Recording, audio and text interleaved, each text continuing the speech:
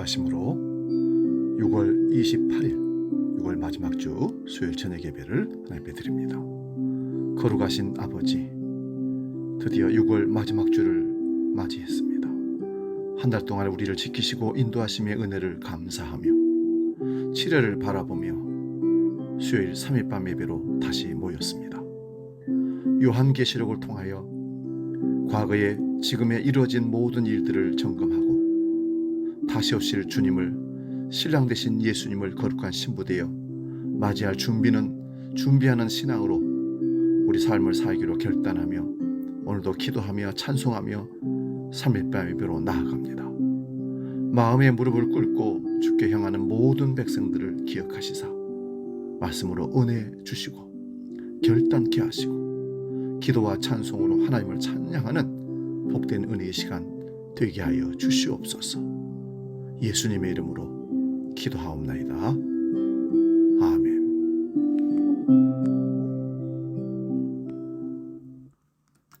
찬송가 407장 구주와 함께나 죽었으니 함께 찬송합니다.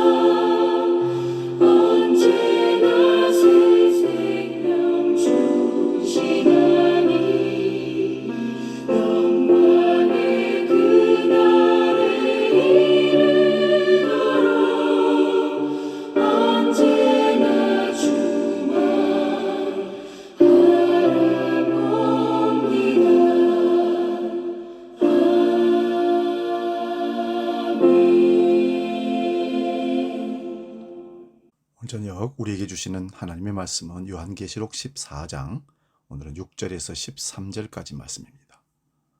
좀 깁니다만 제가 봉독할 때에 살아계신 주님의 음성을 들을 수 있기 바랍니다. 요한계시록 14장 6절에서 13절 지금 봉독합니다. 또 보니 다른 천사가 공중에 날아가는데 땅에 거주하는 자들 곧 모든 민족과 종족과 방언과 백성에게 전할 영원한 복음을 가졌더라. 그가 큰 음성으로 이르되 하나님을 두려워하며 그에게 영광을 돌리라. 이는 그의 심판의 시간이 이르렀음이니 하늘과 땅과 바다와 물들의 근원을 만드신 이를 경배하라 하더라.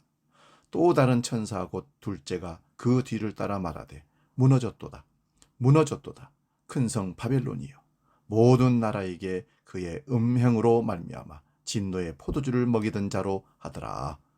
또 다른 천사 곧 셋째가 그 뒤를 따라 큰 음성으로 이르되 만일 누구든지 짐승과 그의 우상에게 경배하고 이마에나 손에 표를 받으면 그도 하나님의 진노의 포도주를 마시리니 그 진노의 잔에 섞인 것이 없이 부은 포도주라. 거룩한 천사들 앞과 어린 양 앞에서 불과 유황으로 고난을 받으리니 그 고난의 연기가 세세토록 올라가리로다. 짐승과 그의 우상에게 경배하고 그의 이름표를 받는 자는 누구든지 밤낮 쉼을 얻지 못하리라 하더라. 성도들의 인내가 여기 있나니 그들은 하나님의 계명과 예수에 대한 믿음을 지키는 자니라. 또 내가 들으니 하늘에서 음성이 나서 이르되 기록하라. 지금 이후로 주 안에서 죽는 자들은 복이 있도다 하시매 성령이 이르시되 그러하다. 그들이 수고를 그치고 쉬리니 이는 그들의 행한 일이 따름이라 하시더라. 아멘. 오늘 봉독한 말씀으로 일곱째 나팔 아홉 번째 말씀으로 함께 말씀의 은혜를 나눕니다. 굳이 제목을 잡는다면 주 안에서 죽는 자들이 복이 있다라는 말씀입니다. 요한계시록을 볼 때 어렵게 여겨지는 이유는 구약을 잘 모르기에 어렵게 여겨지게 됩니다. 구약의 내용을 아는 사람들은 요한계시록의 내용이 구약의 성취가 됨을 알 수 있습니다. 구약을 알아도 어렵게 여겨지는 이유는 일곱 인과 일곱 나팔과 일곱 대접의 내용이 서로 섞여 있기 때문에 그래서 혼돈스러워서 어려워합니다. 지난주에 일곱째 나팔에 14만 4천 일곱 인에도 있다는 말씀을 드렸습니다. 오늘 본문에서 바벨론이 무너지는 내용이 일곱 대접의 재앙인 18장에 또 나옵니다. 같은 내용이 일곱 인과 일곱 나팔과 일곱 대접이 함께 나오는 이유는 십자가에서 인과 나팔과 대접이 동시에 일어났기 때문입니다. 이게 무슨 말씀이냐 하면은 일곱 인을 떼니 그 다음에 일곱 나팔을 불고 일곱 나팔을 분 다음에 일곱 대접이 쏟아지고 이런 순서가 아니라 위아래로 한마디로 일곱 인, 일곱 나팔, 일곱 대접이 동시에 일어났다는 말씀입니다. 오늘 본문 6절, 7절을 봅니다. 또 보니 다른 천사가 공중에 날아가는데 땅에 거주하는 자들 곧 모든 민족과 종족과 방언과 백성에게 전할 영원한 복음을 가졌더라. 그가 큰 음성으로 이르되 하나님을 두려워하며 그에게 영광을 돌리라. 이는 그의 심판의 시간이 이르렀음이니 하늘과 땅과 바다와 물들의 근원을 만드신 이를 경배하라 하더라. 또 다른 천사가 공중에 날아갑니다. 오늘 본문에서 또 다른 천사가 3번 나옵니다. 또 다른 천사란 일곱 인과 일곱 나팔과 일곱 대접을 쏟은 일을 하는 천사와 다른 천사라는 말씀입니다. 세 천사가 공중에 날아가면서 땅에 거주하는 자들 곧 모든 민족과 종족과 방언과 백성에게 전할 영원한 복음을 가졌다고 합니다. 영원한 복음을 가진 천사가 큰 음성으로 말하기를 하나님을 두려워하며 그에게 영광을 돌리라고 말합니다. 이는 그의 그 심판의 시간이 이르렀음이니 하늘과 땅과 바다와 물들의 근원을 만드신 이를 경배하라 합니다. 여기서 영원한 복음에 관하여 살펴봅니다. 복음은 이미 구약에도 전하여지고 있습니다. 아담과 하와가 타락하였을 때 뱀의 후손이 여인의 후손의 발꿈치를 상하게 할 것이며 여인의 후손은 뱀의 머리를 상하게 할 것이라는 말씀으로 우리는 원수의 복음이라고 창세기 3장 15절을 읽습니다. 그 복음을 설명하는 내용이 무화과 잎으로 가린 아담과 하와에게 하나님께서 가죽옷을 지어 입히시는 겁니다. 바울 사도는 하나님께서 이방인이 믿음으로 의롭게 된 일을 아브라함에게 말씀하셨는데 그 일을 복음을 전하셨다고 기록합니다. 이 복음이 영원한 이유는 영원하신 하나님께서 영원 전에, 창세 전에 그리스도 안에서 은혜로 언약하신 내용이기에 영원한 복음입니다. 그 영원한 복음을 이 역사 속에서 완성하신 자리는 예수 그리스도의 십자가 자리입니다. 그러므로 예수 그리스도의 십자가가 영원한 복음이라는 결론입니다. 구약이나 신약이나 간에 이 영원한 복음으로 구원을 얻습니다. 그러므로 구약의 성도들도 예수 그리스도의 핏부림으로 구원을 받습니다.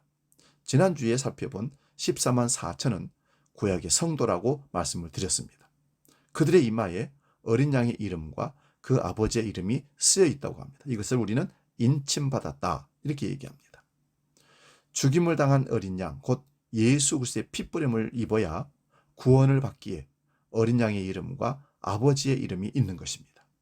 이들이 속량을 받아 새 노래를 부릅니다.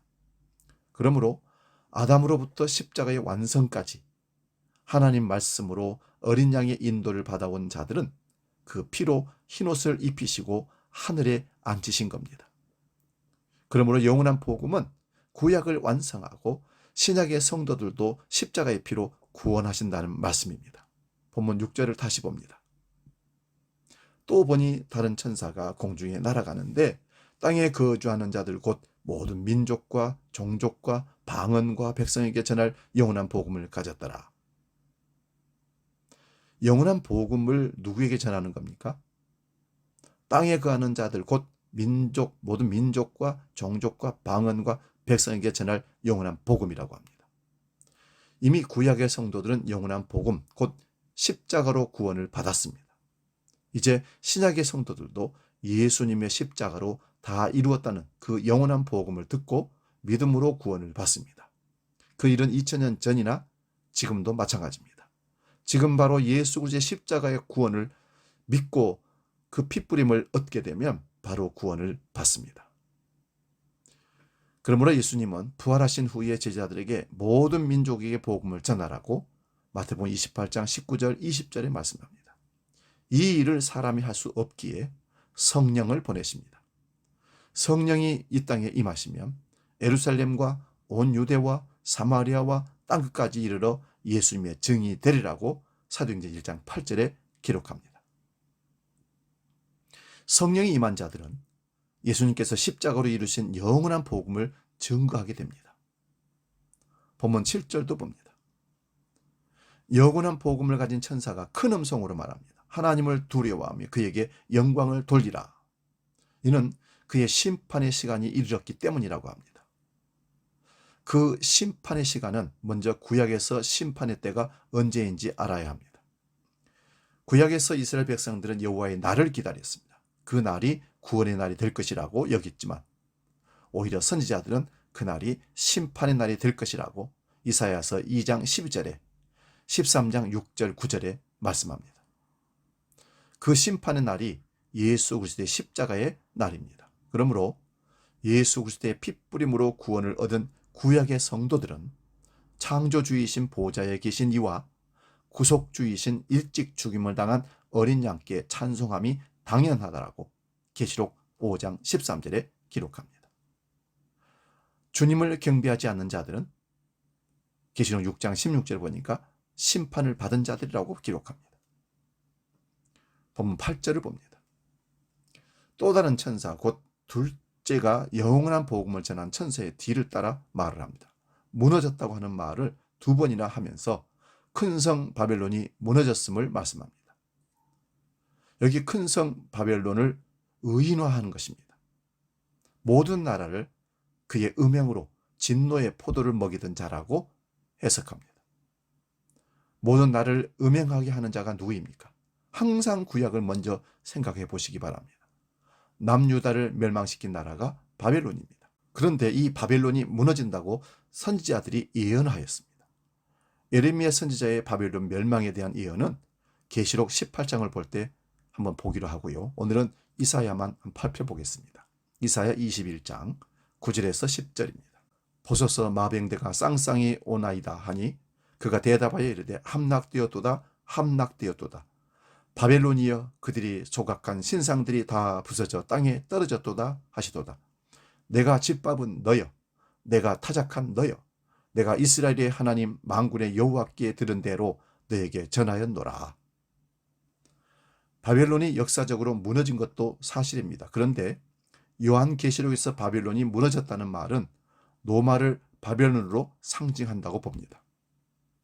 물론 로마 제국의 속성이 바벨론의 속성과 같기에 그렇게 볼 수 있습니다. 그러나 그런 특정 국가만이 아니라 여호와의 기름 부은 자를 대적하는 세상의 모든 군왕과 그 배후인 사탄의 권세까지 십자가로 다 깨진 것입니다.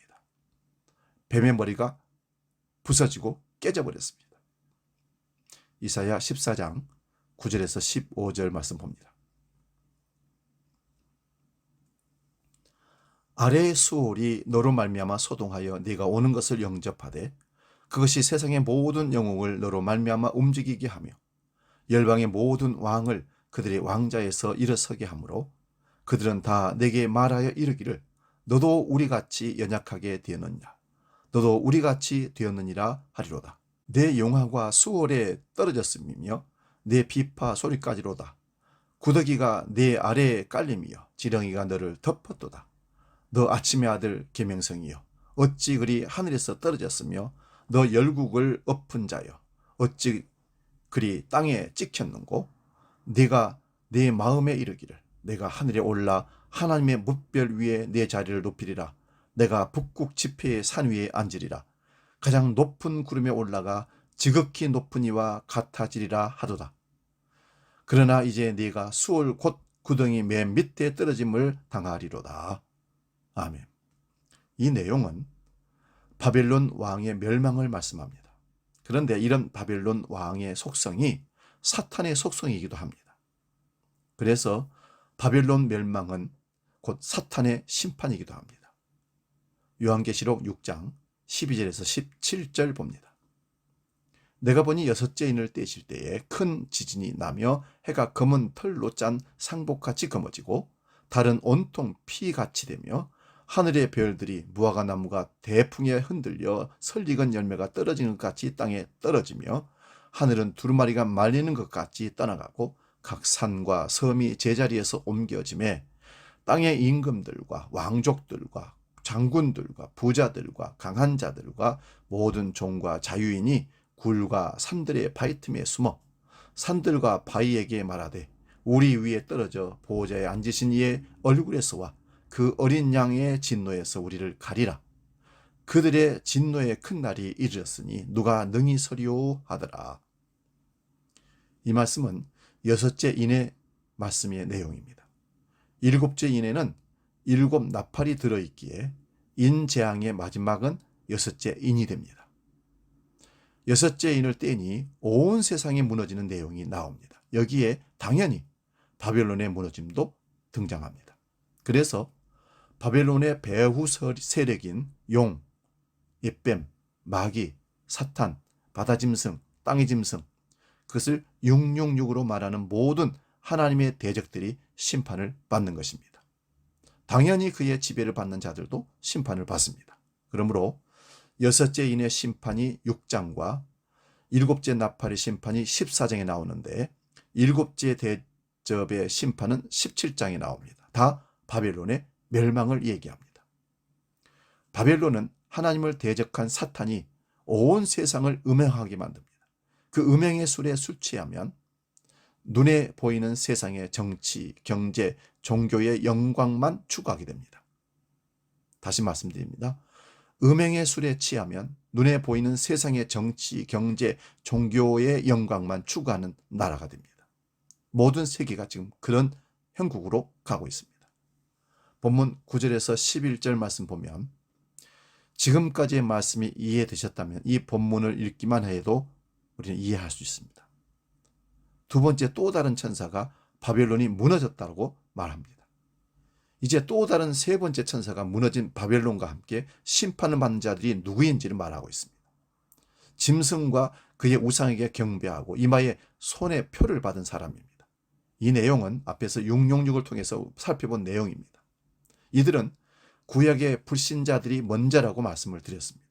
이들은 세상과 더불어 살아가기를 원하는 가인과 같은 자들입니다. 이들은 하나님의 심판을 받는데 그 표현을 진노의 포도주를 마신다고 말합니다.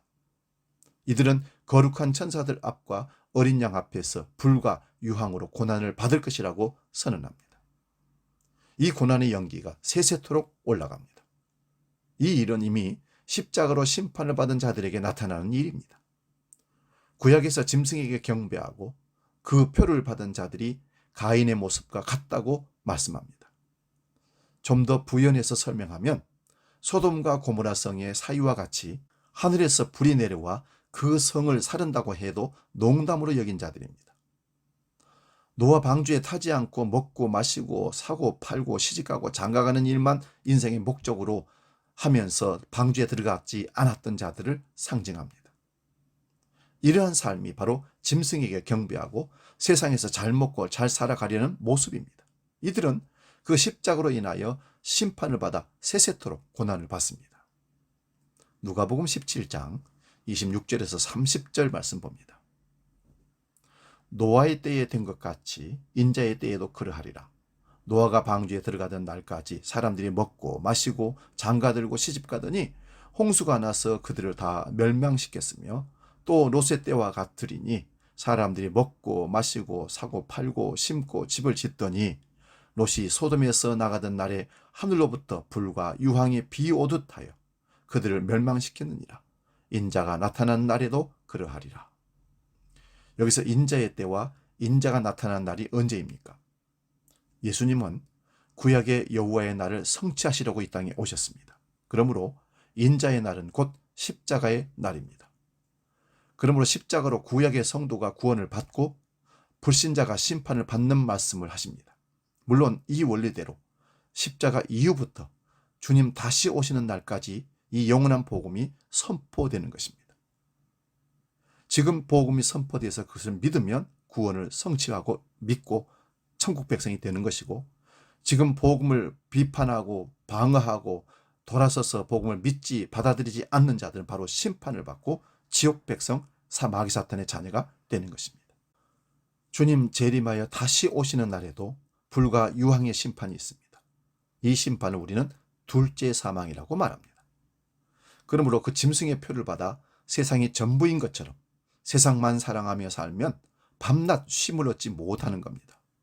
그런 사람은 지금 이 세상에서도 쉼을 얻지 못하고 살아갑니다. 시기와 경쟁과 자존심 싸움한다고 지금도 밤낮 쉬지 못하고 잠을 자지 않고 쫓아갑니다. 어떤 두 분과 신앙 상담을 해본 적이 있습니다. 한 분은 열심히 새벽 제단을 쌓고 성전에 충성했답니다. 그런 용어가 아직 입에 익었습니다. 또 한 분은 처음 복음을 들었습니다. 그런데 두 분의 공통점은 지금 환경이 어려워도 마음의 쉼이 있다고 하였습니다. 우리가 십자가로 이루신 영원한 복음을 들었다면 지금부터 쉼을 맛봅니다. 본문 12절을 봅니다. 성도들의 인내가 여기 있나니 그들은 하나님의 계명과 예수에 대한 믿음을 지키는 자니라. 아멘. 여기 성도들의 인내란 먼저는 구약의 성도들을 말합니다. 구약의 성도들은 예수님의 계명을 통해 예수님에 대한 믿음을 지키는 자들이 됩니다. 그러므로 구약의 율법은 사람들을 죄 아래 가두어 그리스도에게 인도하는 역할을 합니다. 율법으로 죄를 알게 하여 속죄의 제사를 합니다. 그 속죄의 제사가 누구를 가리키는지 그 계명을 따라가면 그에게 마지막 선지자 세례 요한의 손가락으로 모아집니다. 그리고 세례 요한은 요한복음 1장 29절에 광야에 나와서 세례받으려고 나오시는 예수님을 향해서 이렇게 말합니다. 세상 죄를 지고 하는 하나님의 어린 양이라. 그러므로 구약이나 신약이나 간에 성도의 인내는 하나님의 말씀으로 예수 그리스도에 대한 믿음을 지키는 것입니다.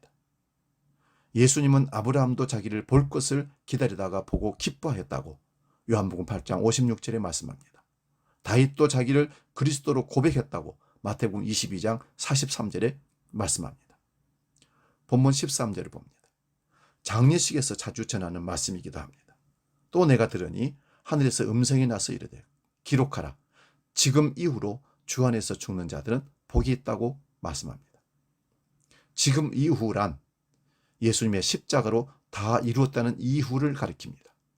십자가에서 구원받은 구약의 성도들도 그리스도와 함께 죽은 자가 됩니다. 이것은 시공간을 초월하여 일어나는 일입니다. 그러므로 그리스도 안에서 죽은 자가 복이 있는 이유는 그들이 수고를 그치고 쉼이 있다는 말씀입니다.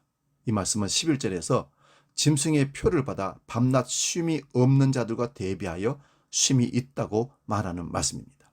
그 이유는 그들의 행한 일이 따르기 때문입니다. 그들이 행한 일이란 그리스도의 영이 임하여 하나님의 계명으로 예수님에 대한 믿음을 가진 자들입니다. 그들이 다 오래 기다리다가 죽었는데 그들이 그리스도 안에서 죽은 자가 되는 일이 십자가입니다. 예수 그리스도의 십자가 안에서 죽는 자들은 복이 있습니다.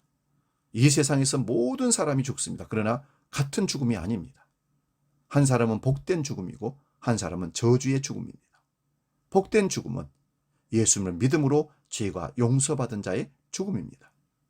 그러나 예수를 믿지 않는 자는 용서를 받지 못하기에 그 죄가 영원한 겁니다. 지금 세상의 지옥 같은 이유는 죄악이 가득하기 때문입니다. 그러나 하나님의 나라는 그 죄가 십자가의 피로 용서받았기에 더는 차별이 없습니다. 시기와 경쟁이 없습니다. 미움이 없습니다. 하나님의 사랑만 가득합니다. 그러므로 하나님의 나라 백성은 이 세상에서 그리스도와 함께 죽었다는 믿음으로 살아갑니다. 믿음으로 산다는 말은 나의 옛 자아가 그리스도와 함께 십자가에 못 박혔기에 세상에 대하여 죽었다는 말씀입니다. 이런 자들은 복 있는 죽음입니다. 이 복이 우리에게도 임하기를 축원드립니다. 찬송가 492장 잠시 세상에 내가 살면서 찬송하고 기도하고 마치겠습니다.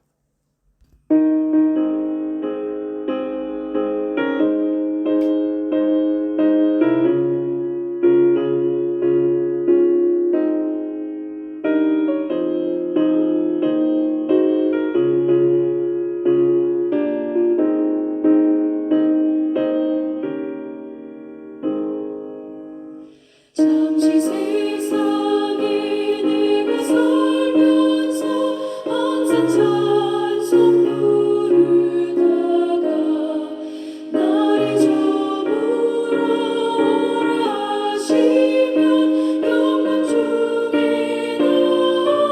나아가리 열린 천국 문 내가 들어가 세상 짐을 내려놓고 빛난 멸류관 받아 쓰고서 주와 함께 길이 살리 눈물 골짜기 더듬으면서 나의 갈 길 다가오네 주의 품 안에 내가 안기어 영원토록 살리로다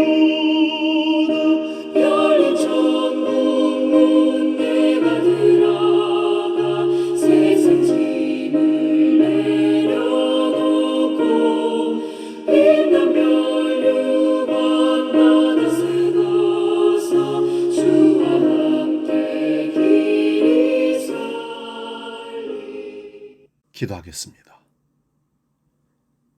믿음으로 예수 그리스도의 핏부림을 받고 하나님의 자녀가 된 우리는 이 땅에서 어떤 고난과 역경 속에서도 믿음으로 인내하고 주 안에서 주님과 함께 죽은 자가 되고 주 안에서 사는 자가 되므로 주 안에서 죽은 자가 복되다 하셨습니다.